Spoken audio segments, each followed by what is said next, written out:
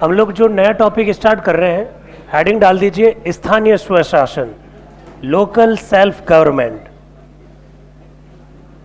स्थानीय स्वशासन, local self government, और ये लास्ट टॉपिक है, स्थानीय स्वशासन, local self government.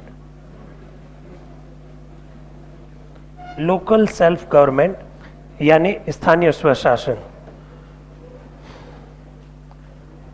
Local self government. पहला पॉइंट लिखिए जहां से सवाल बन सकता है। देखिए 3-4 शब्द हैं वो काफी दिक्कत करते हैं। एक, स्थानीय स्वशासन का जनक किसे कहा जाता है, एक। दूसरा, लोकतांत्रिक विकेंद्रीकरण का जनक किसे कहा जाता है, 2। तीसरा, भारत में पंचायती राज का जनक किसे कहते हैं, ये अलग आंसर है। और कई बार इस प्रकार की भी शब्दावली लिखी हुई आ जाती है कि भारत में ये जो आधुनिक पंचायत राज है इसका जनक किसे कहा जाता है। तो चारों आंसर अलग अलग है।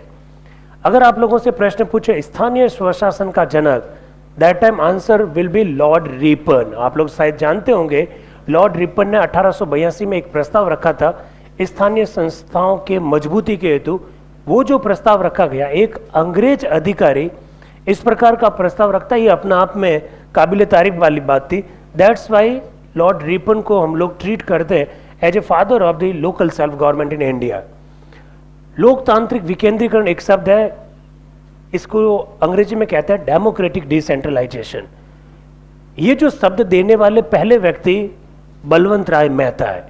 होता क्या है लोकल सेल्फ गवर्नमेंट, क्या फर्क है डेमोक्रेटिक डिसेंट्रलाइजेशन में, और पंचायत राज क्या है, इसी के बारे में आज अपने को बात करनी। तो मुझे लगता है कि 1.25 घंटा 1.5 घंटा जो भी होगा 11 बजे तक हम लोग इस टॉपिक पर बात करेंगे और ये अपना अंतिम टॉपिक रहेगा। पहला पॉइंट लिखें आप लोग। लॉर्ड रिपन को, लॉर्ड रिपन, बड़ा ढंग से लिखना, वहां ऑप्शन आएगा लीटन, लीटन नहीं चाहिए, रिपन। लॉर्ड रिपन को भारत में स्थानीय स्वशासन का जनक कहा जाता है। लॉर्ड रिपन को भारत में स्थानीय स्वशासन का जनक कहा जाता है। प्रश्न कथन और कारण में भी बन सकते हैं। लॉर्ड रिपन को भारत में स्थानीय स्वशासन का जनक, father of the local self government in India, Bharat में स्थानीय स्वशासन का जनक कहा जाता है। कारण क्या, इसी में लिख लीजिए, इसी में लिखिए। 1882 में रिपन ने स्थानीय संस्थाओं की मजबूती हेतु, स्थानीय संस्थाओं की मजबूती हेतु एक प्रस्ताव रखा था।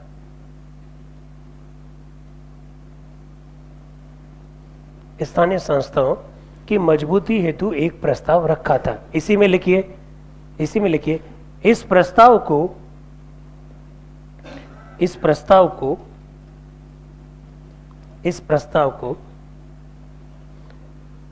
स्थानीय स्वशासन का मेग्ना कार्टा शब्द से आप परिचित है? हाँ, होने चाहिए, क्योंकि बहुत इनिशियल स्टेज की क्लासेस में हम लोगों ने इस मुद्दे पर बात भी की थी। इस प्रस्ताव को स्थानीय स्वशासन का मेग्ना कार्टा कहा जाता है। स्थानीय स्वशासन का मेग्ना कार्टा कहा जाता है। ये तो हुई बात लॉर्ड रिपन की। अब देखिए, महात्मा गांधी जी का एक कॉन्सेप्ट था ग्राम स्वराज। मैंने शायद एक दिन आपसे लोगों से चर्चा करते हुए ये कहा भी था कि अक्सर ऐसा कहा जाता है कि ना तो गांधी संविधान सभा के मेंबर थे और ना ही गांधी कहीं संविधान में दिखाई देते। ये गलत आलोचना है। इसमें कोई दो राय नहीं कि महात्मा गांधी हमारी संविधान सभा के मेंबर नहीं थे, लेकिन गांधीयन फिलॉसफी, गांधीवाद या जो गांधी जी का जो दर्शन है उसको हमने कई सारे अनुच्छेदों में अपनाया है। आर्टिकल 40 भारतीय संविधान का जो है उसमें साफ लिखा हुआ है राज्य ग्राम पंचायतों का गठन करेगा।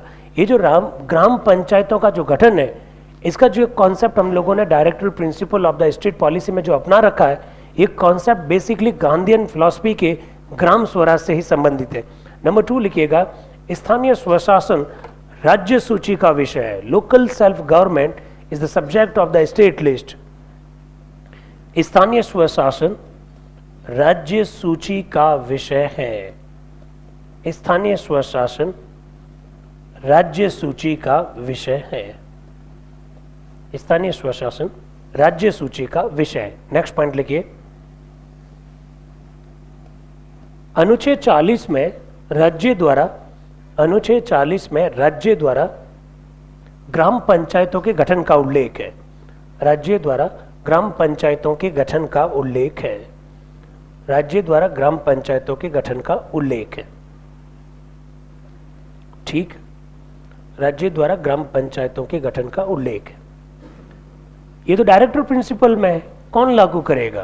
तो नेक्स्ट पॉइंट लिखिएगा, 1952 में सामुदायिक विकास कार्यक्रम, कम्युनिटी डेवलपमेंट प्रोग्राम, 1952 में सामुदायिक विकास कार्यक्रम तथा 1953 में राष्ट्रीय सविस्तार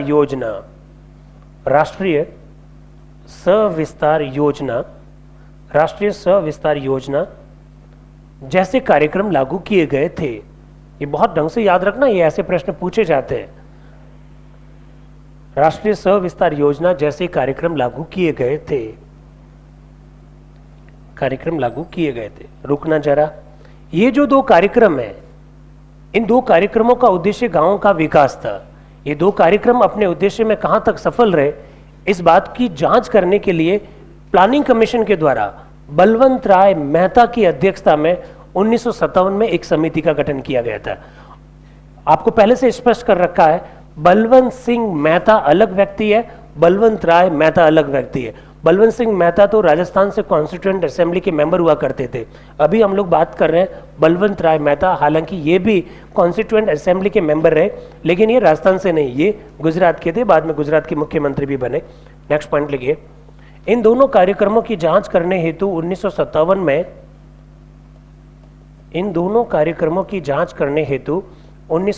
में योजना आयोग द्वारा बलवंत राय मेहता की अध्यक्षता में एक समिति का गठन किया गया था। 1957 में बलवंत राय मेहता की अध्यक्षता में एक समिति का गठन किया गया था। बलवंत राय मेहता की अध्यक्षता में एक समिति का गठन किया गया था। ठीक, नेक्स्ट पॉइंट लिखना है, मेहता समिति की सिफारिश पर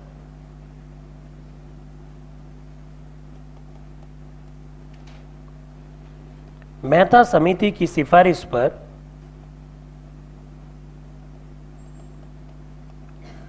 2 अक्टूबर 1959, 2 अक्टूबर 1959 को 2 अक्टूबर 1959, 2 अक्टूबर 1959 को भारत में पहली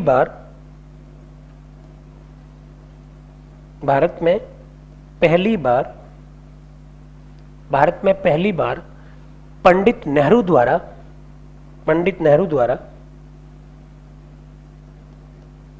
राजस्थान के नागौर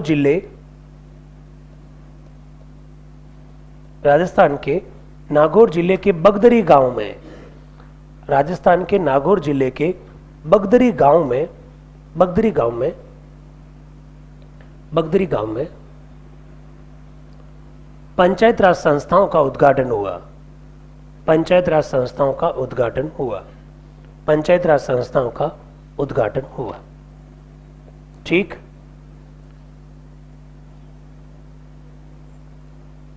नोट डाल के लिखना है, नोट डाल के लिखिए, बलवंत राय मेहता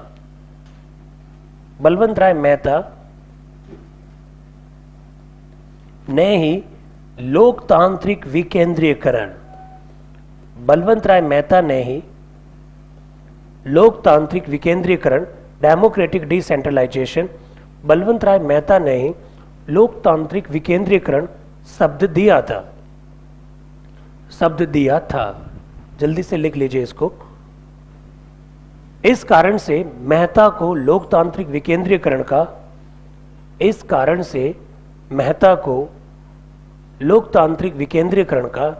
जनक कहा जाता है। इस कारण से मेहता को लोकतांत्रिक विकेंद्रीकरण का जनक कहा जाता है। ठीक, रुकना जरा। बलवंत राय मेहता को काम दिया गया, आप इन दोनों कार्यक्रमों की जांच करो। उन्होंने दोनों कार्यक्रमों की जांच की और जांच करने के बाद में ये पाया कि दोनों कार्यक्रम अपने उद्देश्यों को प्राप्त करने में पूर्णतया असफल रहे। जब उनसे पूछा गया क्यों असफल रहे तो उन्होंने इसका कारण बताया कि प्रशासन का इतना ज्यादा हस्तक्षेप है, जनता कहीं पर भी दूर तक नजर नहीं आती, जबकि जनता के लिए ये कार्यक्रम बनाए गए हैं। जब तक प्रशासन का हस्तक्षेप होगा, जन सहभागिता नहीं होगी, तब तक किसी भी कार्यक्रम को सफल नहीं किया जा सकता, ये बलवंत राय मेहता जी ने कहा। साथ ही साथ उन्होंने कहा अगर आप इन कार्यक्रमों को सफल करना चाहते हो तो भारत में लोकतंत्र जो देश की राजधानी में केंद्रीकृत हो गया है, सेंट्रलाइज हो गया है, उस लोकतंत्र को पूरे हिंदुस्तान में बिखेर दीजिए। उन्होंने नया नाम दिया, लोकतंत्र का विकेंद्रीकरण कर दीजिए। दैट्स वाई बलवंत राय मेहता को लोकतांत्रिक विकेंद्रीकरण का जनक कहते हैं। उनसे पूछा कि डेमोक्रेटिक डिसेंट्रलाइजेशन कैसे करें तो उन्होंने कहा पंचायत राज संस्थाओं की स्थापना करो।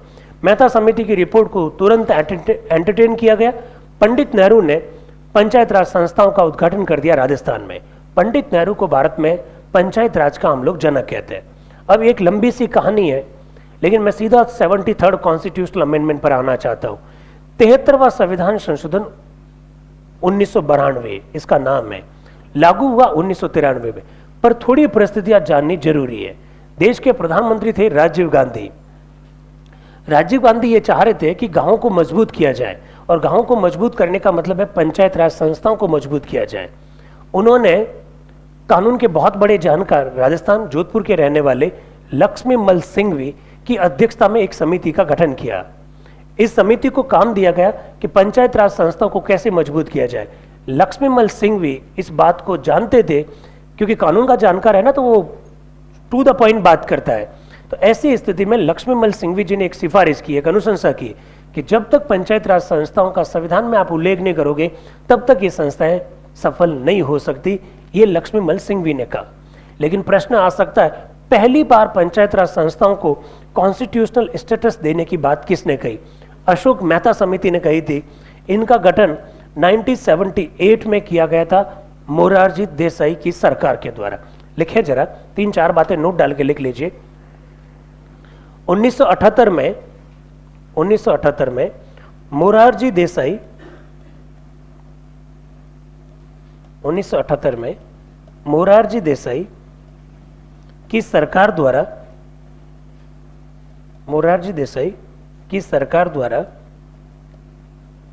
अशोक मेहता की अध्यक्षता में, अशोक मेहता कह रहा हूं, ऐसे नहीं कि तारक मेहता लिख दे, अशोक मेहता की अध्यक्षता में गठित समिति ने, अशोक मेहता की अध्यक्षता में गठित समिति ने पहली बार पंचायत राज संस्थाओं को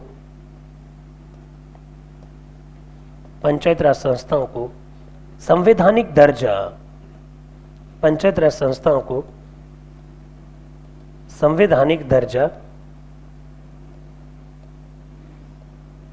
संवैधानिक दर्जा दिए जाने की सिफारिश की थी। संवैधानिक दर्जा दिए जाने की सिफारिश की थी। संवैधानिक दर्जा दिए जाने की सिफारिश की थी। ठीक, ये पहली बार अशोक मेहता ने कहा था, लेकिन संविधान में संशोधन जब हुआ तो वो सिफारिशें जो थी वो लक्ष्मी मल सिंघवी की थी। नेक्स्ट पॉइंट लिखिएगा, नेक्स्ट नोट डाल के लिखिए।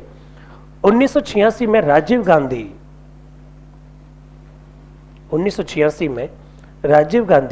की सरकार द्वारा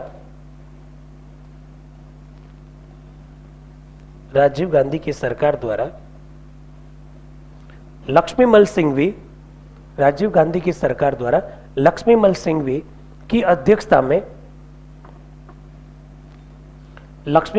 की अध्यक्षता में एक अन्य समिति का गठन किया गया।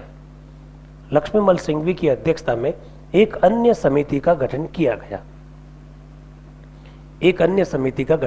गया। इसी में लिखिएगा, इसी में लिखना, इसी समिति की अनुशंसा पर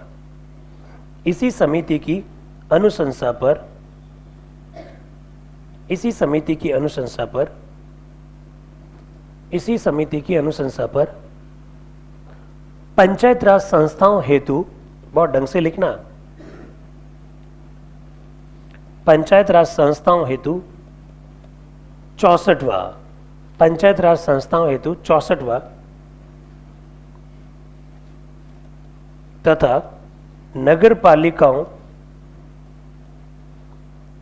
पालिकाओं के संवैधानिक दर्जा हेतु नगर पालिकाओं के संवैधानिक दर्जा हेतु 65वां संविधान संशोधन विधेयक 65वां संविधान संशोधन विधेयक 1989 65वां संविधान संशोधन विधेयक 1989 में लोकसभा में लाया गया।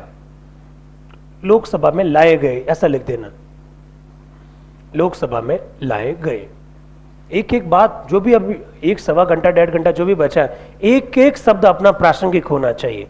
64वां और 65वां संविधान संशोधन राजीव गांधी की सरकार के द्वारा लाया गया था। उद्देश्य था पंचायत राज संस्थाओं और नगर पालिकाओं को संवैधानिक दर्जा देना। 1989 में लाया, बहुत सोच समझ कर लिखवाया, लोकसभा में लाया गया। आप लोगों को शायद आइडिया होना चाहिए, 1989 में लोकसभा भंग हो गई। लोकसभा भंग होना मतलब जो पेंडिंग बिल है वो भी क्या हो जाएंगे, समाप्त हो जाएंगे। 64वां और 65वां संविधान संशोधन विधेयक पारित नहीं हो पाए, खत्म हो गए। राजीव गांधी सत्ता से बाहर हो गए। इसके बाद में 2 लगातार वर्षों में देश में गठबंधन सरकारें बनी। एक बनी वीपी सिंह के नेतृत्व में, दूसरी बनी चंद्रशेखर के नेतृत्व में। सरकारों ने एक साल मुश्किल से काम किया। 1991 में चुनाव प्रचार के दौरान राजीव गांधी की हत्या हो गई। राजीव गांधी की हत्या के बाद में कांग्रेस को सहानुभूति मिली, कांग्रेस सरकार बनाने की पोजीशन में आ गई। पीवी नरसिम्हा राव के नेतृत्व में नई सरकार बनी। पीवी नरसिम्हा राव की इस सरकार ने राजीव के सपनों को पूरा करने के लिए 64वां और 65वां संविधान संशोधन की जगह पर 73वां और 74वां संविधान संशोधन विधेयक लाए। हमको 73वां भी पढ़ना है और हल्का हल्का 74वां भी पढ़ लेंगे। हेडिंग डाल दीजिए 73वां संविधान संशोधन। 73वां संविधान संशोधन, 73वां संविधान संशोधन अधिनियम 1992, ऐसा लिखना है। 73rd कॉन्स्टिट्यूशनल अमेंडमेंट एक्ट 1992, नाम इसका 1992 है। 1992 सीधा डैश करके लिखिए, बिना कोई पॉइंट डाले हुए लिखना है। 24 अप्रैल 24 अप्रैल 1993 में 24 अप्रैल 1993 को यह संशोधन लागू हुआ। यह संशोधन लागू हुआ, इसी में लिख लीजिए। इस कारण से 24 अप्रैल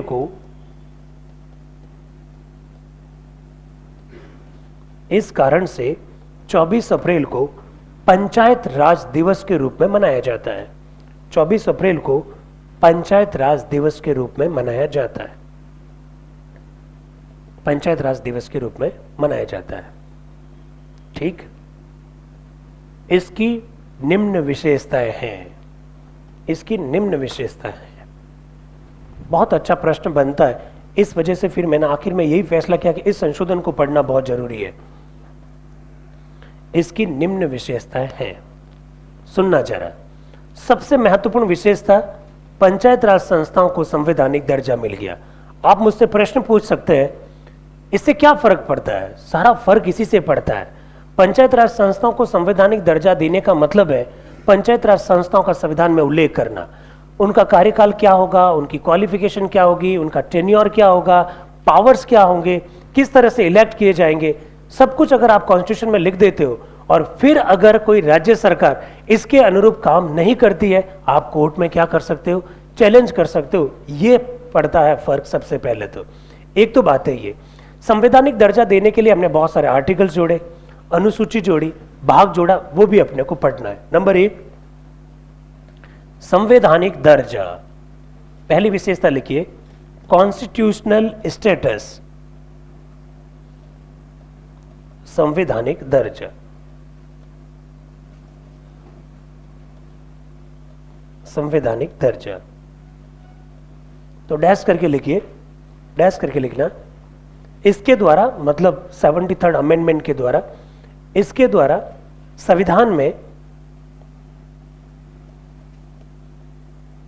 इसके द्वारा संविधान में 243 से आर्टिकल 243, अनुच्छेद 243, आप अनुच्छेद मत लिखना, इसके द्वारा संविधान में 243 से 243 ओ, ये ओ है, जीरो नहीं है, 243 से 243 ओ तक नए अनुच्छेद जोड़े गए। 243 से 243 ओ तक नए अनुच्छेद जोड़े गए, नए अनुच्छेद जोड़े गए। रुकना जरा, कितने अनुच्छेद हो गए? 16। 243 इटसेल्फ, उसको कौन काउंट करेगा? ए से लगाकर ओ तक 15 और 243 खुद 16, तो 16 अनुच्छेद है। 243 में पहले कुछ और लिखा हुआ था जिसे हमने निरस्त कर दिया था। आप लोगों को शायद याद होगा, राज्यों का जो क्लासिफिकेशन हमने 4 कैटेगरी में कर रखे थे, तो ये नए सिरे से जोड़ा गया था। इस वजह से इसका सही आंसर क्या है? 16। ईओ 2009 के पेपर का यह प्रश्न था। 73rd अमेंडमेंट के द्वारा कितने अनुच्छेद जोड़े गए? विद्यार्थियों ने ए, बी, सी और ओ यानी 15 लिख दिया। आंसर क्या है? 16। बात को समझ गए? इसी में लिखिए, इसी में लिखिएगा। इसके द्वारा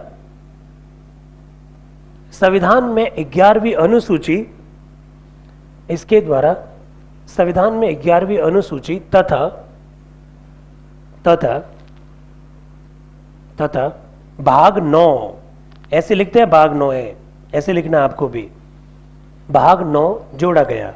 ये 9 ऐसे मत लिख देना, लिख देते हो कोई दिक्कत नहीं है, लेकिन वहां इसी तरह के सवाल आएंगे कि भारतीय संविधान में 73वें संविधान संशोधन के द्वारा कौन सा भाग जोड़ा गया। अब याद है भाग 9, पर 9 लिखते कैसे? ऐसे लिखते, कैसे लिखते हैं?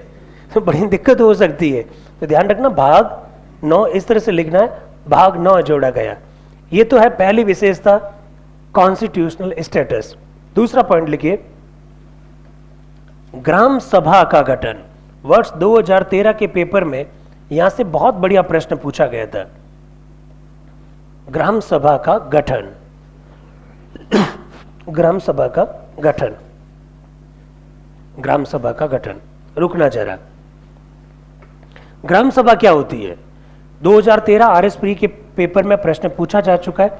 भारतीय संविधान का अनुच्छेद 243 खुद और 243 ए, 243 में तो ग्राम सभा को डिफाइन किया गया, 243 ए में ग्राम सभा के कार्यों के बारे में लिखा गया। ग्राम सभा, एक ग्राम पंचायत में जो भी गांव आता है या जो भी गांव आते हैं, एक ग्राम पंचायत में एक गांव भी आ सकता है, एक से ज्यादा भी गांव आ सकते हैं, 2 भी हो सकते, 3 भी हो सकते हैं। एक ग्राम पंचायत में जो भी गांव आता है या जो भी गांव आते हैं, उनमें जितने भी मतदाता रहते हैं, उन मतदाताओं का समूह क्या कहलाता है? ग्राम सभा कहलाती है। एक कॉन्स्टिट्यूशन यह कहता है कि ग्राम सभा की साल में 2 बैठक जरूरी है, क्योंकि 2 बैठकों के बीच में 6 महीने से अधिक का अंतराल नहीं हो सकता। तीसरी बात, ग्राम सभा की इस बैठक की अध्यक्षता सरपंच करते हैं। चौथी बात, ग्राम सभा का कोरम यानी गणपूर्ति 1/10, 1/10 है। सवाल यह है, ग्राम सभा करेगी क्या? सीधा प्रश्न पूछा जाएगा, ग्राम सभा के कार्यों का निर्धारण कौन करता है? नंबर एक राज्यपाल, नंबर 2 राज्य का विधानमंडल, नंबर 3 संविधान में ऑलरेडी इनके कार्य निर्धारित है, नंबर 4 कुछ और लिखा हुआ आ सकता है। ध्यान रखिएगा, अनुच्छेद 243 ए स्पष्ट शब्दों में कहता है ग्राम सभा वे कार्य करेगी जो राज्य का विधानमंडल तय करेगा, यानी कॉन्स्टिट्यूशन में उसके कार्यों का उल्लेख नहीं कर रखा है। इसकी जिम्मेदारी किसके ऊपर डाल रखी है? राज्य विधानमंडल पर डाल रखी है। आज अपने इस क्लास में हम लोग वो भी पढ़ेंगे कि भारत के संविधान में ऐसे कौन कौन से प्रावधान है पंचायत राज संस्थाओं से संबंधित जो ऑब्लिगेटरी है, यानी सभी राज्यों को लागू करने ही करने हैं, और ऐसे कौन कौन से प्रावधान है जिनकी जिम्मेदारी राज्य विधानमंडल पर छोड़ी गई है कि आप अपने हिसाब से देख लेना। ये जो मैं बात कह रहा हूं, राज्य विधानमंडल पर जिम्मेदारी छोड़ने वाली बात, यहां से अभी तक प्रश्न नहीं बना, बहुत अच्छा प्रश्न बन सकता है। लिखें जरा, ग्राम सभा का गठन लिखा आपने, पॉइंट वाइज लिखिएगा। इसमें ए लिखिए, अनुच्छेद 243, ऐसे लिखना है, अनुच्छेद 243 में ग्राम सभा को परिभाषित किया गया है। अनुच्छेद 243 में ग्राम सभा को परिभाषित किया गया है, ग्राम सभा को परिभाषित किया गया है, इसी में लिखिए। इसके अनुसार एक ग्राम पंचायत में आने वाले, इसके अनुसार एक ग्राम पंचायत में, इसके अनुसार एक ग्राम पंचायत में आने वाले गांव ऑब्लिक गांवों, ऐसा लिख देना, आने वाले गांव ऑब्लिक गांवों के मतदाताओं का समूह ग्राम सभा कहलाती है। ग्राम सभा कहलाती है। ये तो है पहला पॉइंट। दूसरा पॉइंट लिखिए बी। एक वर्ष में इसकी 2 बैठक होती है। कोई राज्य अगर 20 बैठक करना चाहता है एक वर्ष में कर सकता है, 365 दिन बैठक करना चाहता कर सकता है, लेकिन कॉन्स्टिट्यूशन कहता कितनी होनी चाहिए? 2 तो मिनिमम होनी चाहिए। एक वर्ष में इसकी 2 बैठक होती है। सरपंच इसकी अध्यक्षता करते हैं। सरपंच इसकी अध्यक्षता करते हैं। सी लिखिए, सी लिखना है। इसका कोरम यानी गणपूर्ति 1/10, 1/10 होती है। इसकी गणपूर्ति 1/10 होती है, 1/10। इसकी गणपूर्ति 1/10 होती है। ठीक। सबसे महत्वपूर्ण पॉइंट डाल के लिखिए डी, चौथा पॉइंट। अनुच्छेद 243 ए के अनुसार, ए लिखिएगा कैपिटल, अनुच्छेद 243 ए के अनुसार ग्राम सभा के कार्यों का निर्धारण, ग्राम सभा के कार्यों का निर्धारण राज्य विधानमंडल द्वारा किया जाता है। It will be decided by the state legislature. Gram sabha के कार्यों का निर्धारण राज्य विधानमंडल द्वारा किया जाता है। ग्राम सभा के कार्यों का निर्धारण राज्य विधानमंडल द्वारा किया जाता है। ये तो है ग्राम सभा। 2013 में यहां से प्रश्न पूछा जा चुका है। ग्राम सभा है एक ग्राम पंचायत के मतदाताओं का समूह, एक ग्राम पंचायत की कुल जनसंख्या समूह, इस तरह से पूछे जा सकते हैं। मतदाताओं का जो समूह है वही क्या कहलाता है? ग्राम सभा कहलाती है। तीसरा मोस्ट इंपोर्टेंट पॉइंट लिखिए, त्रिस्तरीय संरचना, 3 टायर सिस्टम और 3 टीयर सिस्टम। त्रिस्तरीय संरचना, त्रिस्तरीय संरचना। रुकना जरा, यहां से भी बहुत अच्छा प्रश्न बन सकता है और खासकर 2 प्रश्न बन सकते हैं। विद्यार्थी अक्सर इनको गलत करता है। एक्चुअली में 73rd कॉन्स्टिट्यूशनल अमेंडमेंट बनने के बाद गांव स्तर पर ग्राम पंचायत होती है, खंड लेवल पर पंचायत समिति होती है और जिला स्तर पर जिला परिषद होती है। ये तो है कॉन्स्टिट्यूशन में लिखा हुआ है। आपसे क्या प्रश्न पूछा जा सकता है? 73वें संविधान संशोधन के संदर्भ में गलत कथन को छांटिए और वहां लिखा हुआ आ जाएगा एक विकल्प, इसके द्वारा अनिवार्य रूप से सभी राज्यों में त्रिस्तरीय संरचना की स्थापना की गई। विद्यार्थी कोई सोच भी नहीं सकता कि इसमें क्या गलती है। गलती है, अनिवार्य रूप से नहीं की गई है।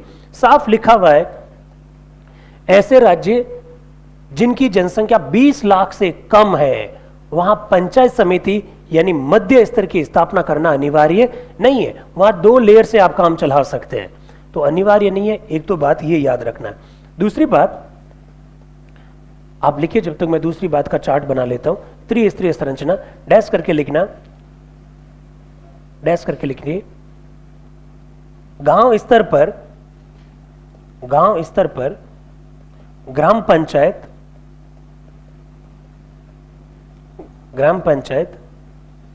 खंड स्तर पर पंचायत समिति, खंड स्तर पर पंचायत समिति तथा जिला स्तर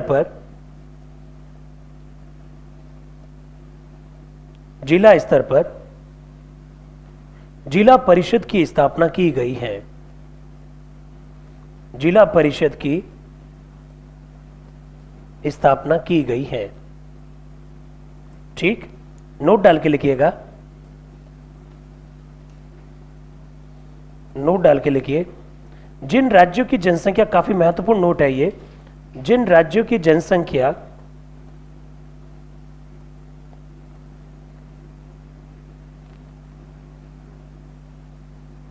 20 लाख से कम है, जिन राज्यों की जनसंख्या 20 लाख से कम है वहां, जिन राज्यों की जनसंख्या 20 लाख से कम है वहां मध्य स्तर की स्थापना करना, मध्य स्तर की स्थापना करना अनिवार्य नहीं है, इट्स नॉट कंपल्सरी।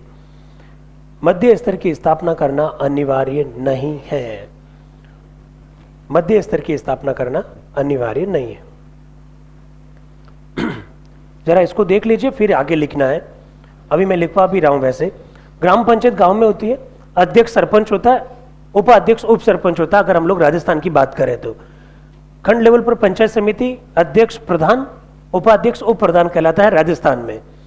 जिला स्तर की बात करें तो जिला परिषद, राजस्थान में अध्यक्ष को जिला प्रमुख कहते हैं, उपाध्यक्ष को उप जिला प्रमुख कहते हैं।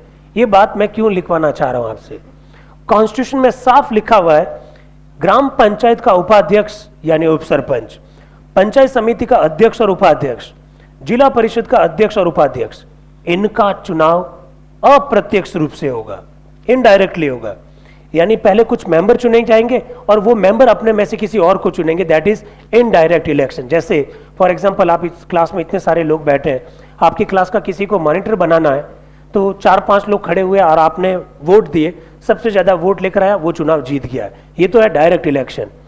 हम लोग चाहते नहीं डायरेक्ट इलेक्शन नहीं हो, हर लाइन से 3-3 4-4 लोग बैठे हैं, आप हर लाइन से पहले आप अपना एक आदमी चुन लीजिए, 40-50 लोग चुने जाएंगे। ऐसे में ये 40-50 लोग अपने में से किसी और व्यक्ति को चुनेंगे, तो ये कैसा हो गया, अप्रत्यक्ष चुनाव। कॉन्स्टिट्यूशन में साफ लिखा हुआ है ये सबके चुनाव अप्रत्यक्ष होंगे।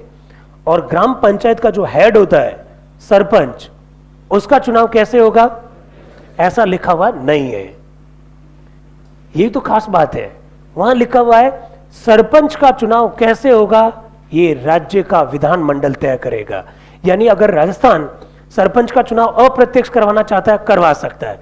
राजस्थान सरपंच का चुनाव प्रत्यक्ष करवाना चाहता है, करवा सकता है, क्योंकि इसकी जिम्मेदारी राज्य विधानमंडल पर छोड़ी गई है। कॉन्स्टिट्यूशन में बाध्य नहीं किया गया कि आप प्रत्यक्ष कराओगे या अप्रत्यक्ष। आप कहेंगे हमारे सवाल क्या बनेगा, सवाल यही तो बनेगा पंचायत राज संस्थाओं में सभी का चुनाव अप्रत्यक्ष रूप से होता है। गलत है, सरपंच का चुनाव, अरे ऐसा नहीं लिखा हुआ है, सरपंच का चुनाव प्रत्यक्ष होगा या अप्रत्यक्ष, इसकी जिम्मेदारी किस पर छोड़ी गई है, राज्य विधानमंडल पर। उल्टा भी आ सकता है, सरपंच का चुनाव अनिवार्य रूप से प्रत्यक्ष होता है, ये भी क्या है, गलत है, क्योंकि लिखा हुआ ही नहीं है। कौन तय करेगा, राज्य विधानमंडल तय करेगा। लिखें जरा, आपने क्या लिखा, त्रिस्तरीय पंचायत राज, इसमें एक पॉइंट लिखा फिर नोट डाला। दूसरा पॉइंट लिखिए, दूसरा पॉइंट लिखिए, ग्राम पंचायत के उपाध्यक्ष, ग्राम पंचायत के उपाध्यक्ष, ग्राम पंचायत के उपाध्यक्ष कॉमा कॉमा पंचायत समिति तथा जिला परिषद, पंचायत समिति तथा जिला परिषद, पंचायत समिति तथा जिला परिषद के अध्यक्ष और उपाध्यक्ष, पंचायत समिति तथा जिला परिषद के अध्यक्ष और उपाध्यक्ष का चुनाव, पंचायत समिति के अध्यक्ष उपाध्यक्ष, जिला परिषद के अध्यक्ष उपाध्यक्ष का चुनाव अप्रत्यक्ष रूप से होगा, ऐसा लिखना है, अप्रत्यक्ष रूप से होगा, अप्रत्यक्ष रूप से होगा। पीछे कौन बच गया, सरपंच। लिखिए जरा, एक और नोट, एक नोट डाल के लिखिए, नोट डाल के लिखिए, ग्राम पंचायत के अध्यक्ष, क्योंकि सरपंच तो हम लोग राजस्थान में कहते हैं, हर जगह सरपंच कहें कोई जरूरी नहीं है, तो नेक्स्ट नोट डाल के लिख लीजिए, ग्राम पंचायत का अध्यक्ष, कोष्ठक में लिख देना सरपंच, ग्राम पंचायत का अध्यक्ष का चुनाव, ग्राम पंचायत के अध्यक्ष का चुनाव प्रत्यक्ष होगा अथवा अप्रत्यक्ष, प्रत्यक्ष होगा अथवा अप्रत्यक्ष, प्रत्यक्ष होगा अथवा अप्रत्यक्ष, इसका निर्धारण राज्य विधानमंडल द्वारा किया जाता है। पंजाब में पहले सरपंच का चुनाव अप्रत्यक्ष ही होता था, इसका निर्धारण राज्य विधानमंडल द्वारा किया जाता है, राज्य विधानमंडल द्वारा किया जाता है। यानी अब तक आपने जो पढ़े हैं उनमें दो बातें राज्य विधानमंडल पर छोड़ दी गई है, ग्राम सभा क्या काम करेगी और सरपंच का चुनाव कैसे होगा। ठीक, तीसरा पॉइंट आपने लिखा त्रिस्तरीय पंचायत राज संस्थाएं। चौथा पॉइंट लिखिए आरक्षण यानी रिजर्वेशन।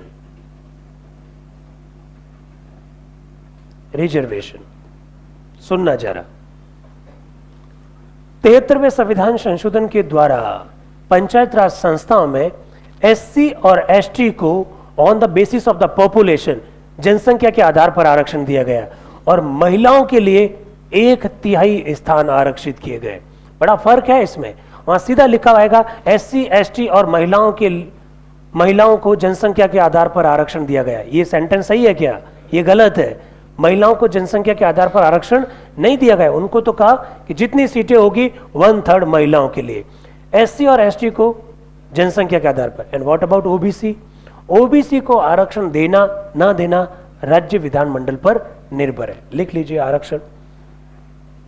पहला पॉइंट लिखिए एससी और एसटी को जनसंख्या के आधार पर आरक्षण। शॉर्ट में लिखते रहे एससी और एसटी को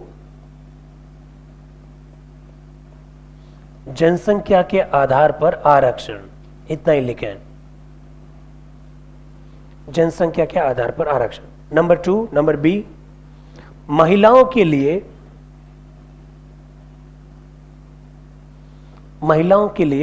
1/3 आरक्षण। महिलाओं के लिए 1/3 आरक्षण। नंबर 3 लास्ट लिखिए ओबीसी के आरक्षण की जिम्मेदारी राज्य विधानमंडल पर है।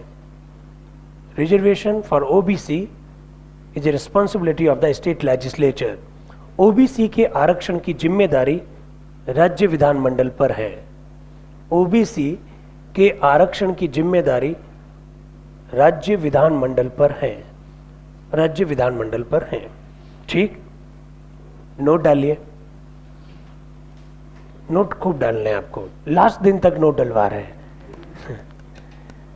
नोट डाल के लिखिए ये जो महिलाओं को पंचायत राज संस्थाओं में 1/3 जो आरक्षण दिया गया, उस संदर्भ में मध्य प्रदेश पहला राज्य है जहां पर महिलाओं के लिए 1/2 यानी 50% आरक्षण का प्रावधान किया गया। मध्य प्रदेश के बाद तो कम से कम 12-13 राज्य हो गए जहां महिलाओं को 50% आरक्षण है। कहा गया कि महिलाओं को पंचायत राज संस्थाओं में रिजर्वेशन देने के बहुत पॉजिटिव इंडिकेशन आए, तो क्यों ना कॉन्स्टिट्यूशन में प्रावधान कर दो 1/2 का। तो नोट डाल के लिखिए मध्य प्रदेश पहला राज्य है जहां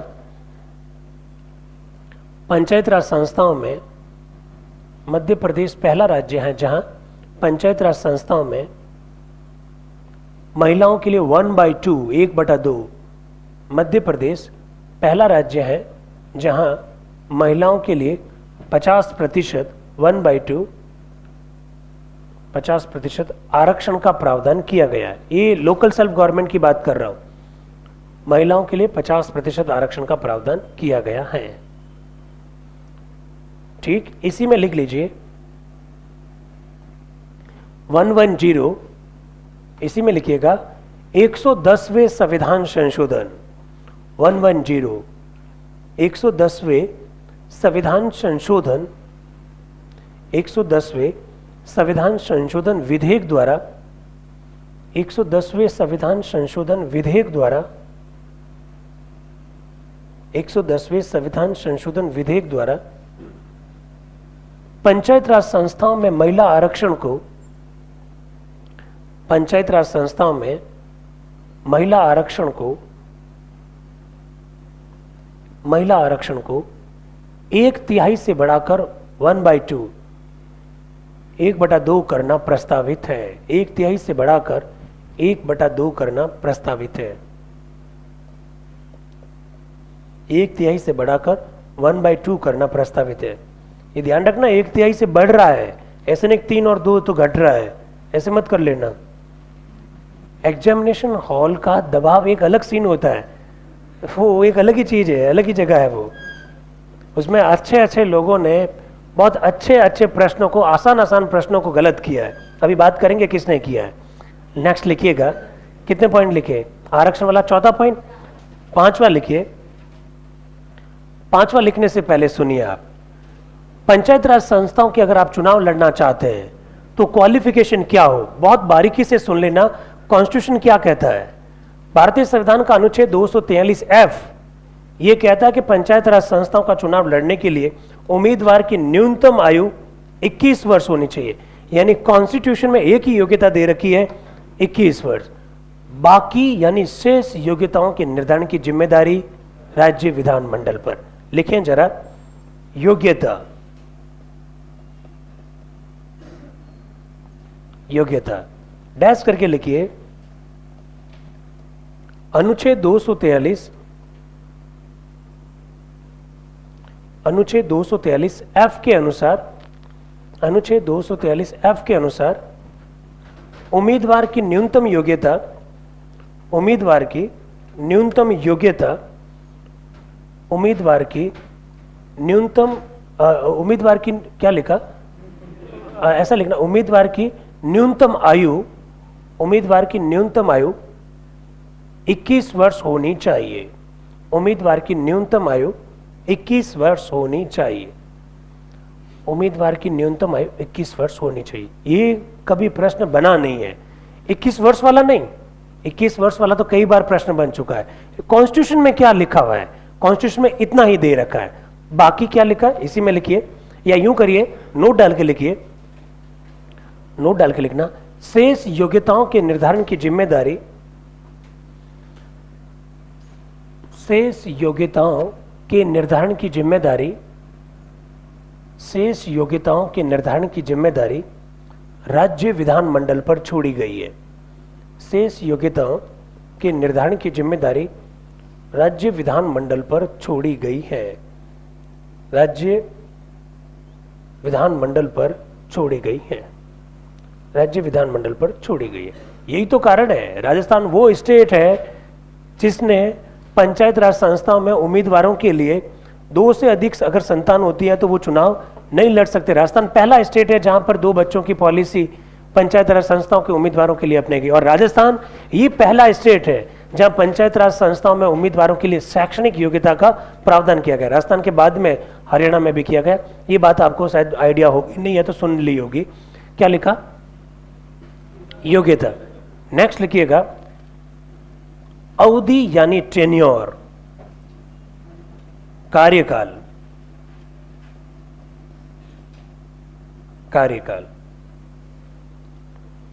सुनिए जरा, जब तक 73वां संविधान संशोधन नहीं हुआ तब तक एक दिक्कत थी, पंचायत राज संस्थाओं का कार्यकाल फिक्स था नहीं, कॉन्स्टिट्यूशन में लिखा हुआ था नहीं।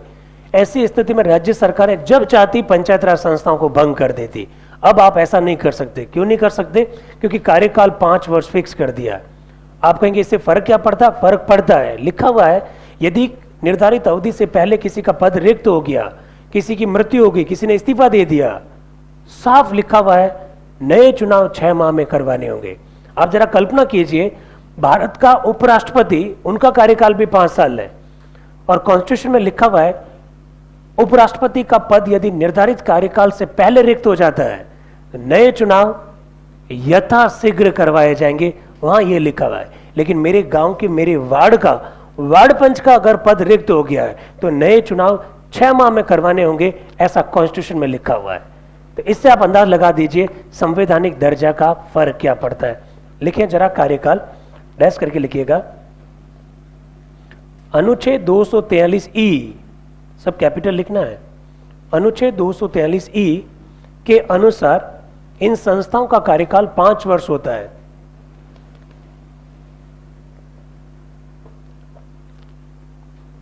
इन संस्थाओं का कार्यकाल 5 वर्ष होता है। इन संस्थाओं का कार्यकाल 5 वर्ष होता है। इन संस्थाओं का कार्यकाल 5 वर्ष होता है। नोट डाल के लिखिए, नोट डाल के लिखना, अनुच्छेद 243E में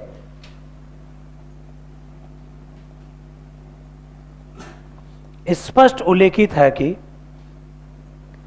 अनुच्छेद 243E में यह स्पष्ट उल्लेखित है कि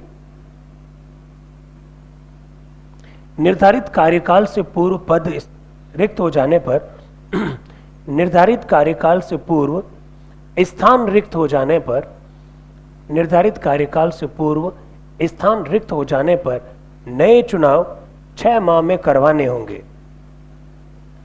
नए चुनाव 6 माह में करवाने होंगे। नए चुनाव 6 माह में करवाने होंगे। अब मैं आप लोगों से एक प्रश्न पूछना चाहता हूं, उसको बड़ा ध्यान से सुनना है।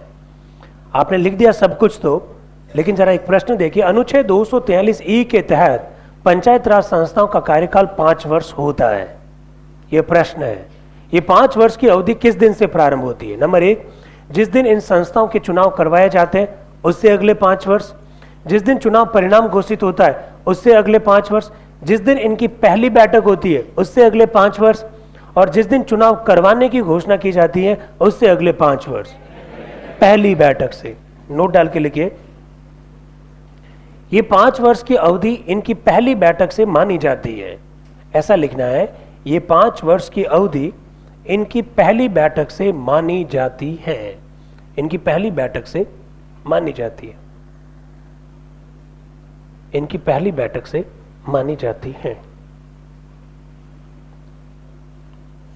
कार्यकाल भी फिक्स कर दिया, क्वालिफिकेशन भी लिख दी। अब संस्थाएं गठित भी होगी, करेगी क्या? तो लिखिए फंक्शंस, कार्य। कार्य, कार्य डैश करके लिखिए। अनुच्छेद 243, अनुच्छेद 243 जी, 243 को मैं जी नहीं कह रहा हूं, इसका अनुच्छेद का नाम है जी।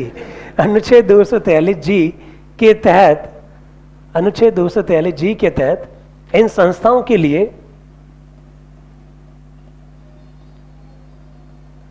इन संस्थाओं के लिए, इन संस्थाओं के लिए 29 कार्य निर्धारित किए गए हैं। 29 कार्य निर्धारित किए गए हैं। इन संस्थाओं के लिए 29 कार्य निर्धारित किए गए हैं। ठीक, नोट डाल के लिखिए, नोट डाल के लिखना है। इन 29 कार्यों का उल्लेख 11वीं अनुसूची में, 11 शेड्यूल। इन 29 कार्यों का उल्लेख 11वीं अनुसूची में है। इन 29 कार्यों का उल्लेख 11वीं अनुसूची में। रुकिए जरा, कॉन्स्टिट्यूशन में अमेंडमेंट किया, 243 जी नाम का अनुच्छेद जोड़ा, 29 कार्य लिख दिए। 29 कार्य कौन से होंगे उसका उल्लेख 11 शेड्यूल में कर दिया। लेकिन 29 कार्य तो दे रखे हैं, उन 29 में से कितने कार्य इन संस्थाओं को दिए जाए इसकी जिम्मेदारी राज्य विधानमंडल पर छोड़ी गई है। राजस्थान में 29 में से 18 कार्य पहले दिए हुए थे। जब अशोक जी मुख्यमंत्री हुआ करते थे वर्ष 2010 में 5 और कार्य दे दिए। आज के दिन इनको कितने कार्य हैं?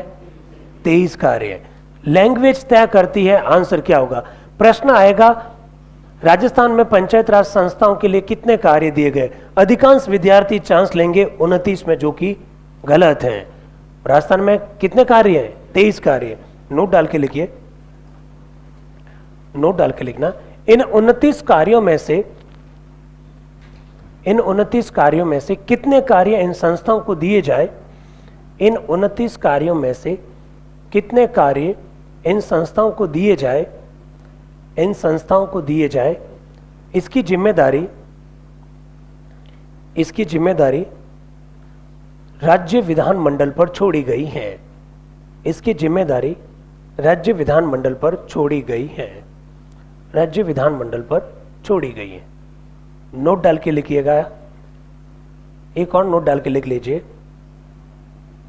राजस्थान में, राजस्थान में 23 कार्य इन संस्थाओं को दिए गए हैं। राजस्थान में 23 कार्य इन संस्थाओं को दिए गए हैं। राजस्थान में 23 कार्य इन संस्थाओं को दिए गए हैं। ठीक, कार्य भी दे दिए। कार्य देने से होगा क्या? कार्य करने के लिए पैसा चाहिए। पैसा कहां से लाओगे? तो पैसा तो एक फिनांस कमीशन हमने अभी थोड़ी देर पहले देखा, अनुच्छेद 280 के तहत केंद्र और राज्यों के बीच में कार्यों का, केंद्र और राज्यों के बीच में करों के बंटवारा का काम करता है। लेकिन आपने पहली सरकार केंद्र सरकार, दूसरी सरकार राज्य सरकार बना ली। अब आपने ये थर्ड गवर्नमेंट जो बनाई, ये जो तीसरी सरकार बनाई, इस सरकार को पैसा कहां से लाओगे?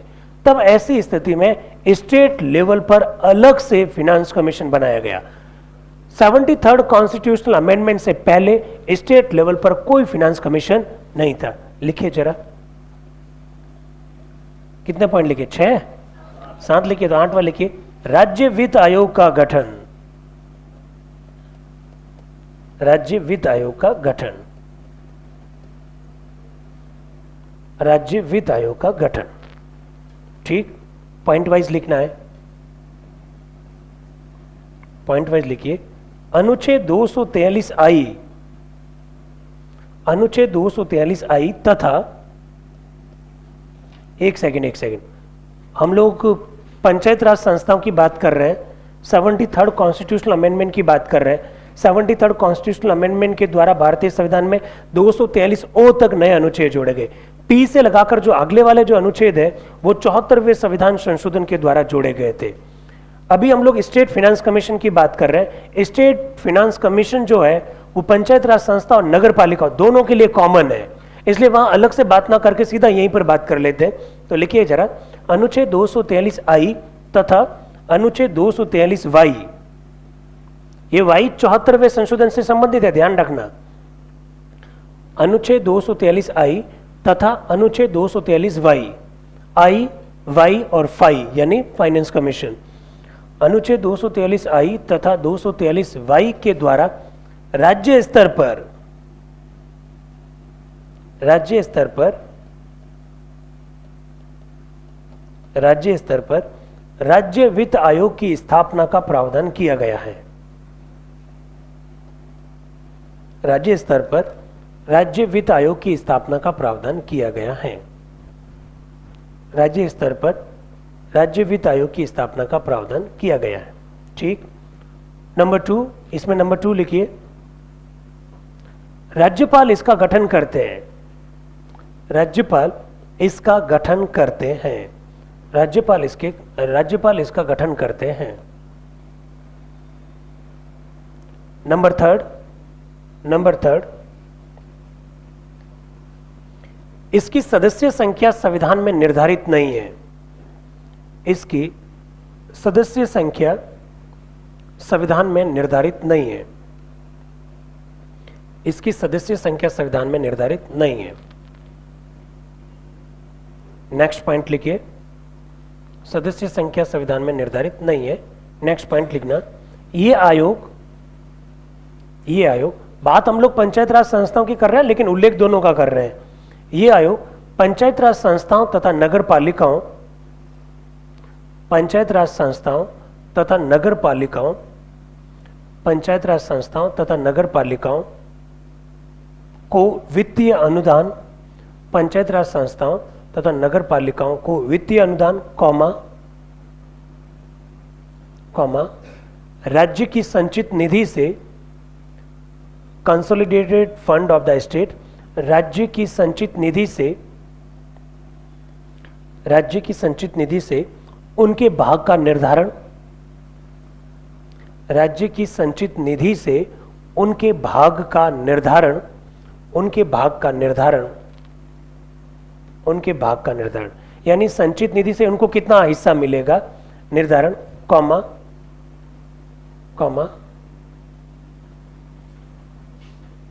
इन संस्थाओं की वित्तीय मजबूती हेतु सुझाव देने, लिखना जरूरी है क्योंकि प्रश्न क्या बना अभी बात कर रहा हूं। इन संस्थाओं की वित्तीय मजबूती हेतु सुझाव देने, इन संस्थाओं की वित्तीय मजबूती हेतु सुझाव देने तथा, वित्तीय मजबूती हेतु सुझाव देने तथा राज्यपाल द्वारा दिए गए अन्य कार्य, तथा राज्यपाल द्वारा दिए गए अन्य कार्य को करता है, राज्यपाल द्वारा दिए गए अन्य कार्यों को करता है, राज्यपाल द्वारा दिए गए अन्य कार्यों को करता है। रुकना जरा, पिछली बार 2013 में यही प्रश्न था। प्रश्न वित्त आयोग के बारे में नहीं था, प्रश्न था इलेक्शन कमीशन के बारे में। स्टेट इलेक्शन कमीशन के कार्य लिखे हुए थे और लास्ट में लिखा था राज्यपाल द्वारा किसी अन्य संस्था का चुनाव करवाने की जिम्मेदारी देने पर उसके भी चुनाव करवाएगा। ये चुनाव आयोग के संदर्भ में नहीं था। ये किसके बारे में? स्टेट फाइनेंस कमीशन के बारे में। नोट डाल के लिखिए, नोट डाल के लिखना। राजस्थान का पहला वित्त आयोग 1995 में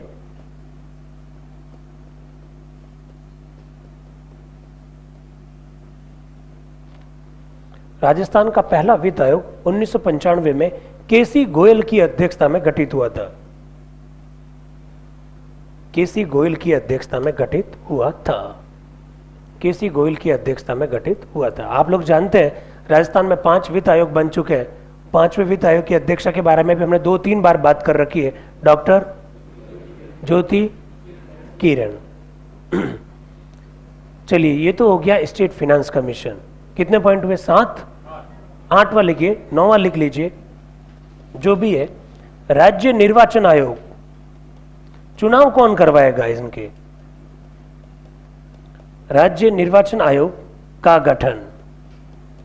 राज्य निर्वाचन आयोग का गठन। राज्य निर्वाचन आयोग का गठन। अब वो वाला जो इलेक्शन कमीशन है वो तो किन किन के चुनाव करेगा? मेरे गांव के वार्ड पंच का चुनाव वो चुनाव आयोग कैसे करेगा? उनमें से टोटल मेंबर ही 3 होते हैं। तो स्टेट लेवल पर अलग से इलेक्शन कमीशन की जरूरत पड़ी। हमने स्टेट इलेक्शन कमीशन की स्थापना की, कॉन्स्टिट्यूशन के तहत की। जरा लिखें, नंबर 1, अनुच्छेद 243। अनुच्छेद 243, अनुच्छेद 243 लिख दिया। अब अंग्रेजी वाला के लिखना। अनुच्छेद 243 के, अनुच्छेद 243 के में इसका उल्लेख है। अनुच्छेद 243 के में इसका उल्लेख है। पिछली बार यही सवाल था। राज्य निर्वाचन आयोग के संदर्भ में गलत कथन को छांटिए। पहला कथन लिखा था ये एक सदस्यीय आयोग है। विद्यार्थियों को लगा कि एक सदस्य नहीं, शायद इसमें बहुत सारे मेंबर होते होंगे। जी नहीं, ये एक सदस्यीय आयोग ही है। नंबर 2 लिखिए, अनुच्छेद 243 के, लिख दिया अनुच्छेद 243 के। अंग्रेजी वाला के लिख दिया, फिर हिंदी वाला लिख दीजिए। अनुच्छेद 243 के तहत, अनुच्छेद 243 के तहत ये एक सदस्यीय आयोग है। एक सदस्य, सिंगल मेंबर, ये एक सदस्यीय आयोग है। एक सदस्यीय आयोग है। इसी में लिखिए, इसी में लिखना है राज्य निर्वाचन आयुक्त, स्टेट इलेक्शन कमिश्नर,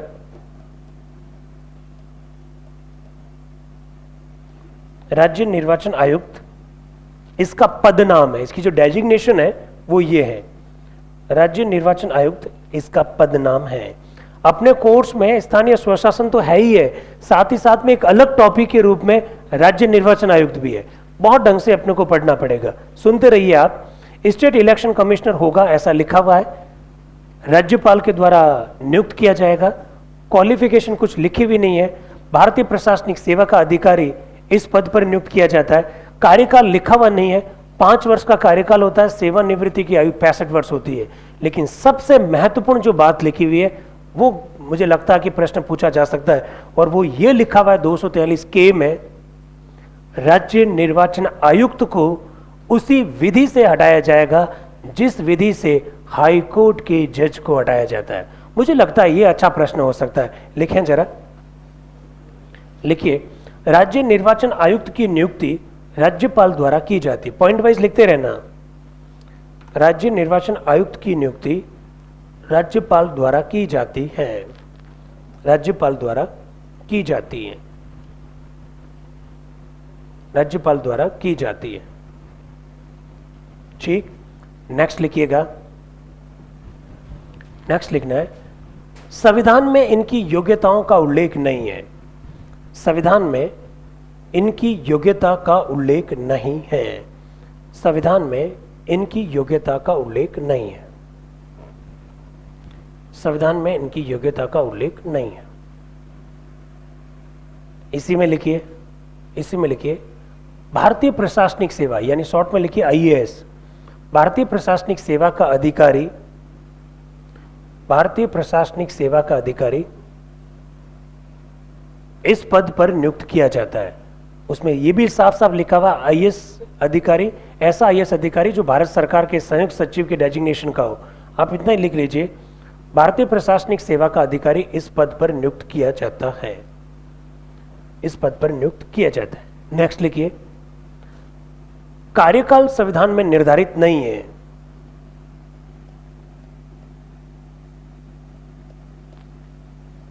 कार्यकाल संविधान में निर्धारित नहीं है, कार्यकाल संविधान में निर्धारित नहीं है। इसी में लिखिए, राजस्थान में इनका कार्यकाल 5 वर्ष, अलग अलग स्टेट में अलग अलग हो सकता है। राजस्थान में इनका कार्यकाल 5 वर्ष तथा सेवानिवृत्ति की आयु 65 वर्ष होती है। राजस्थान में इनका कार्यकाल 5 वर्ष तथा सेवानिवृत्ति की आयु 65 वर्ष होती है। सबसे महत्वपूर्ण पॉइंट अगला लिखिए, अनुच्छेद 243, अंग्रेजी वाला के लिखिए, अनुच्छेद 243 के अनुसार, अनुच्छेद 243 के अनुसार राज्य निर्वाचन आयुक्त को उसी विधि से हटाया जाता है, राज्य निर्वाचन आयुक्त को उसी विधि से हटाया जाता है जिस विधि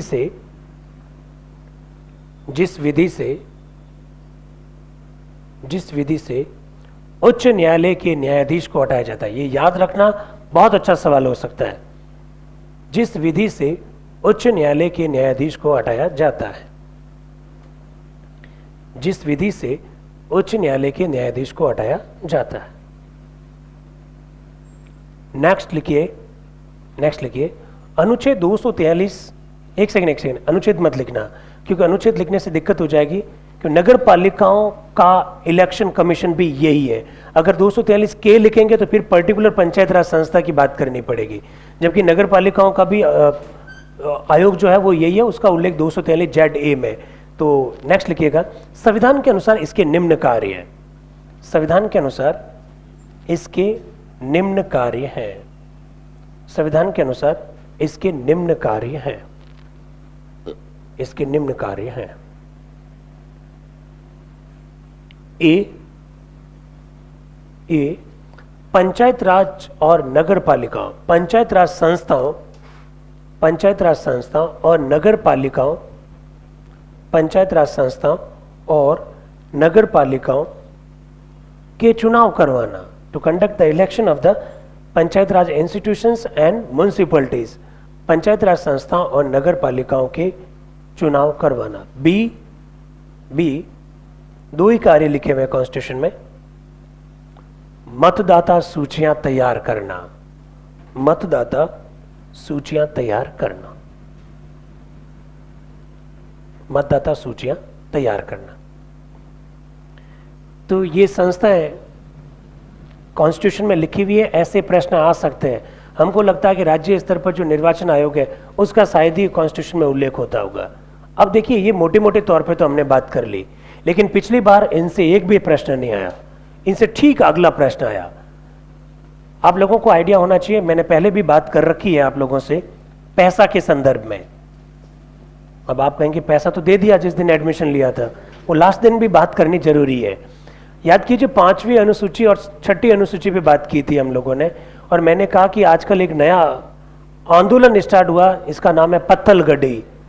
याद आया? ये पत्थलगड़ी इस एक्ट से संबंधित है। पैसा एक एक्ट का नाम है।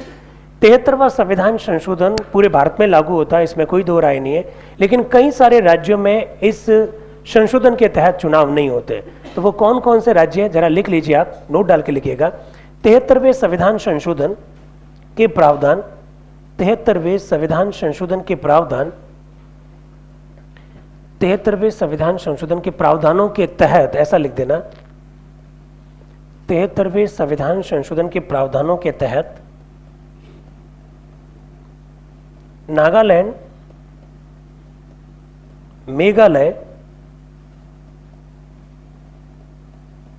और मिजोरम नागालैंड, मेघालय और मिजोरम, नागालैंड, मेघालय और मिजोरम में चुनाव नहीं करवाए जाते हैं। 73वें संविधान संशोधन के तहत नागालैंड, मेघालय और मिजोरम में चुनाव नहीं करवाए जाते हैं। वर्ष 2012 आरएस प्री पब्लिक एडमिनिस्ट्रेशन के पेपर का यह सवाल था, 73वें संविधान संशोधन के प्रावधान इनमें से कौन से राज्यों के समूह पर लागू नहीं होते? अरुणाचल प्रदेश, आसाम, नागालैंड, नागालैंड, मेघालय, मिजोरम।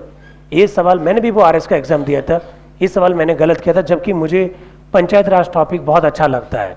मैंने उन राज्यों का समूह चुना जिसमें लिखा था नागालैंड, मेघालय और पश्चिम बंगाल। पश्चिम बंगाल वाला ऑप्शन मैंने लिया, मुझे लगा मैंने इसको कहीं पढ़ रखा है, पढ़ा तो था। नागालैंड, मेघालय और मिजोरम तो वो राज्य हैं जहां कंप्लीटली 73वां संविधान संशोधन लागू नहीं होता है, तथा पश्चिम बंगाल का दार्जिलिंग और मणिपुर का ऑटोनॉमस एरिया, मणिपुर में कुछ पर्टिकुलर ऐसा एरिया है वहां पर भी यह संशोधन लागू नहीं होता है। तो 3 तो कंप्लीट है, 2 अधूरे हैं। इसी में लिखिएगा तथा पश्चिम बंगाल के दार्जिलिंग, तथा पश्चिम बंगाल के दार्जिलिंग, तथा पश्चिम बंगाल के दार्जिलिंग और मणिपुर के स्वायत्तशासित क्षेत्र, मणिपुर के स्वायत्तशासित क्षेत्र, मणिपुर के स्वायत्तशासित क्षेत्र, autonomous area of the Manipur, Manipur के स्वायत्तशासित क्षेत्र में भी ये संशोधन लागू नहीं होता है। मणिपुर के स्वायत्तशासित क्षेत्र में भी ये संशोधन लागू नहीं होता है, ये संशोधन लागू नहीं होता है। रुकना जरा, 5वीं और 6ठी अनुसूची हम लोगों ने पढ़ी थी इनिशियल स्टेज की क्लासेस में। आप लोग जानते हैं इसके अंतर्गत अनुसूचित क्षेत्रों का प्रशासन और नियंत्रण कैसे होगा, इस बात का उल्लेख है। और 5वीं और 6ठी अनुसूची को ही मद्देनजर रखते हुए हमारे देश में 73वें संविधान संशोधन के तहत कुछ राज्य और कुछ राज्यों के भागों में चुनाव नहीं करवाए जाते हैं। तो आप मुझसे प्रश्न पूछ सकते हैं, तो फिर क्या वहां पंचायत राज संस्था है ही नहीं? पंचायत राज संस्था वहां है, और वो जो पंचायत राज संस्था है, उन पंचायत राज संस्थाओं का चुनाव जिस एक्ट से करवाया जाता है वो एक्ट है पैसा एक्ट। जिस पेपर की मैं बात कर रहा हूं 2012 के आरएस पब्लिक एडमिनिस्ट्रेशन का पेपर, उसमें ऊपर तो सवाल ये था कि कौन से राज्यों के समूह पर 73rd अमेंडमेंट लागू नहीं होता है, और उसके ठीक नीचे दूसरा सवाल ये था पैसा एक्ट लागू कब हुआ। Panchayat raj institutions extension in schedule areas act इसका पूरा नाम है। 1996 का यह अधिनियम है, 24 दिसंबर 1996 को लागू हुआ था, और फिलहाल इसके अंतर्गत 11 राज्य आते हैं। 11 में से अपना राजस्थान का टीएसपी वाला एरिया भी शामिल है। लिख लीजिए नोट डालकर, ऐसे लिखना है, ऐसे लिखिए, अनुसूचित क्षेत्रों में सिंगल इन्वर्टेड कॉमा से शुरू कीजिएगा। अनुसूचित क्षेत्रों में, अनुसूचित क्षेत्रों में पंचायत राज संस्थाओं का विस्तार,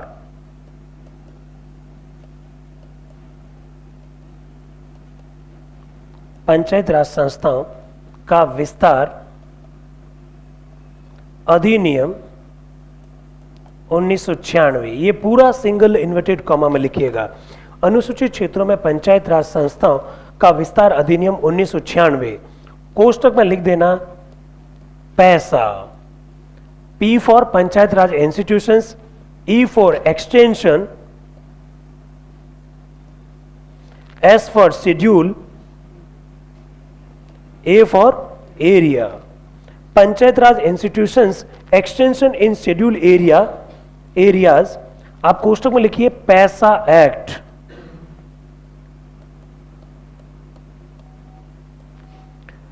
अनुसूचित क्षेत्रों में पंचायत राज संस्थाओं का विस्तार अधिनियम 1996, कोष्टक में लिखिए पैसा एक्ट 1996, कोष्टक बंद करके लिखिए 24 दिसंबर 1996 को लागू हुआ था।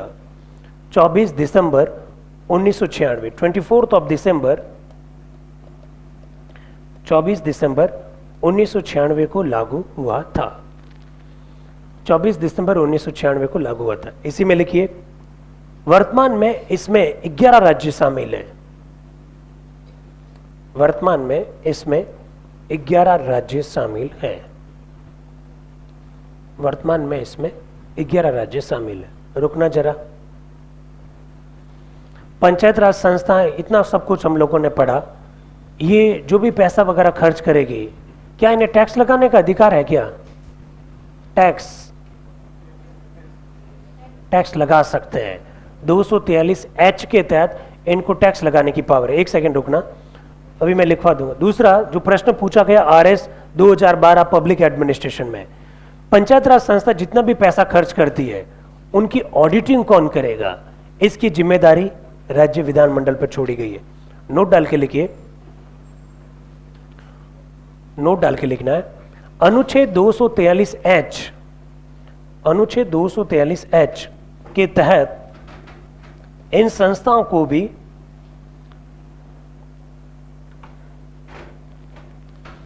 अनुच्छेद 243H के तहत इन संस्थाओं को भी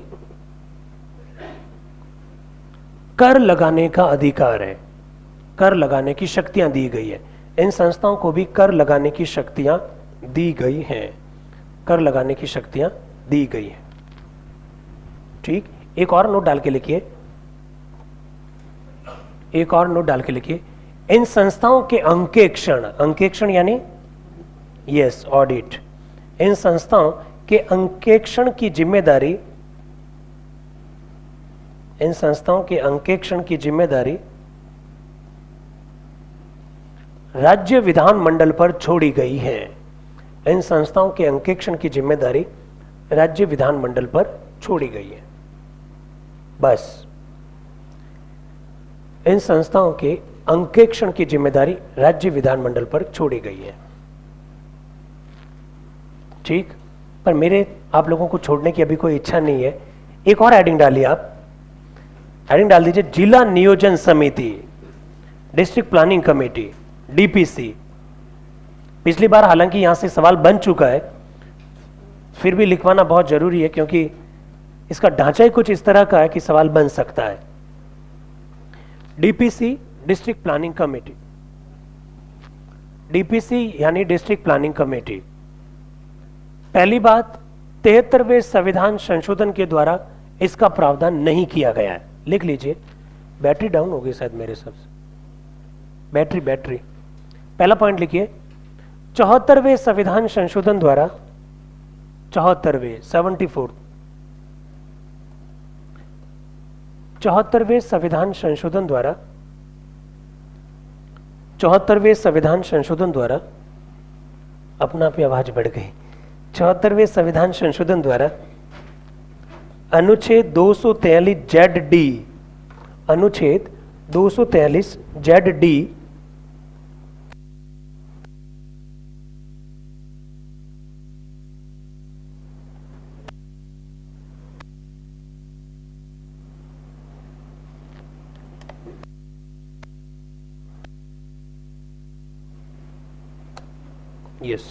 अनुच्छेद 243ZD के तहत इसकी स्थापना की गई है।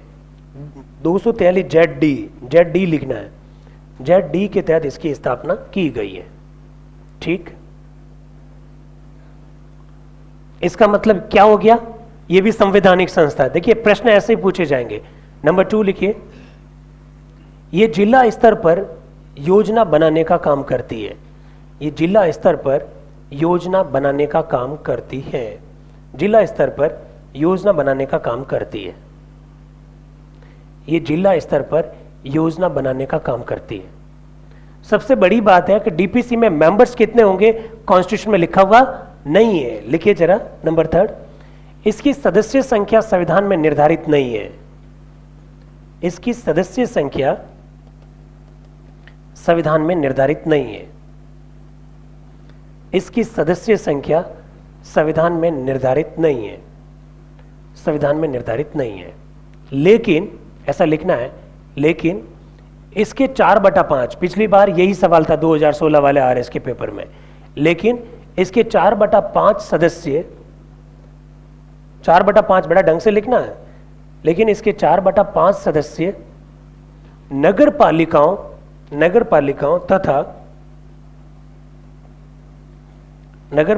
तथा जिला पंचायतों को राजस्थान में क्या कहते हैं?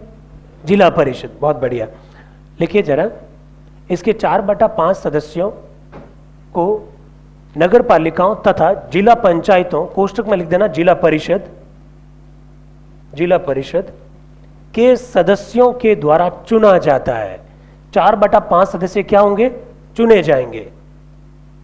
4/5 सदस्य नगर पालिकाओं तथा जिला पंचायतों के सदस्यों के द्वारा चुने जाते हैं।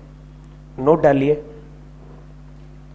नोट डाल के लिखिए, राजस्थान की प्रत्येक डीपीसी, नोट डाल के लिखना है, राजस्थान की प्रत्येक डीपीसी में 25 सदस्य होते हैं। राजस्थान की प्रत्येक डीपीसी में 25 सदस्य होते हैं। 25 सदस्य होते हैं, ठीक। 25 सदस्य राजस्थान की डीपीसी में। कॉन्स्टिट्यूशन कहता है 4/5 सदस्य निर्वाचित होंगे, तो 25 के हिसाब से कितने निर्वाचित हो गए? 20। ये सवाल पूछा जा सकता है। 25 के हिसाब से 20 निर्वाचित हो गए, पीछे कितने बच गए? 5। लिखिए जरा, नोट डाल के लिखना है, राजस्थान की प्रत्येक डीपीसी में, राजस्थान की प्रत्येक डीपीसी में, राजस्थान की प्रत्येक डीपीसी में जिलाधीश यानी कलेक्टर, राजस्थान की प्रत्येक डीपीसी में जिलाधीश कॉमा जिला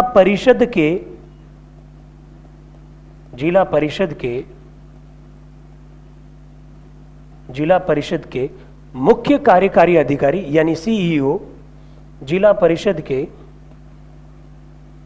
मुख्य कार्यकारी अधिकारी तथा अतिरिक्त मुख्य कार्यकारी अधिकारी एडिशनल सीईओ,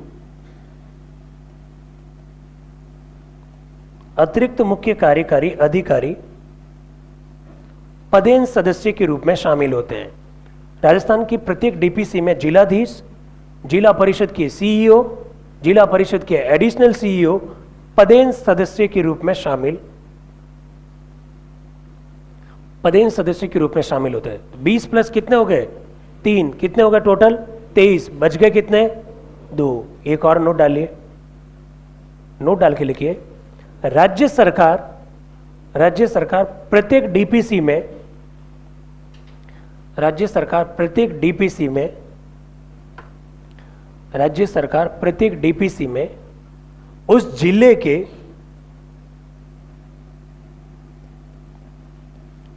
के सांसद अथवा विधायकों में से, उस जिले के सांसद अथवा विधायकों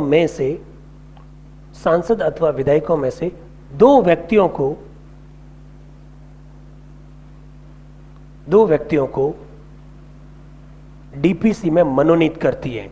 2 व्यक्तियों को डीपीसी में मनोनीत करती है।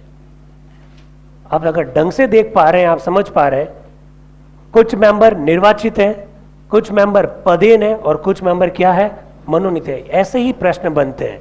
तो निर्वाचित, मनोनयन और पदेन तीनों का मिक्सअप है। क्या कह रहे हैं?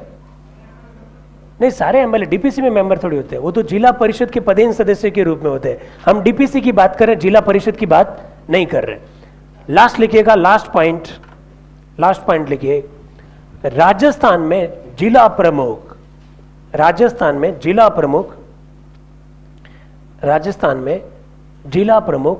डीपीसी का अध्यक्ष होता है।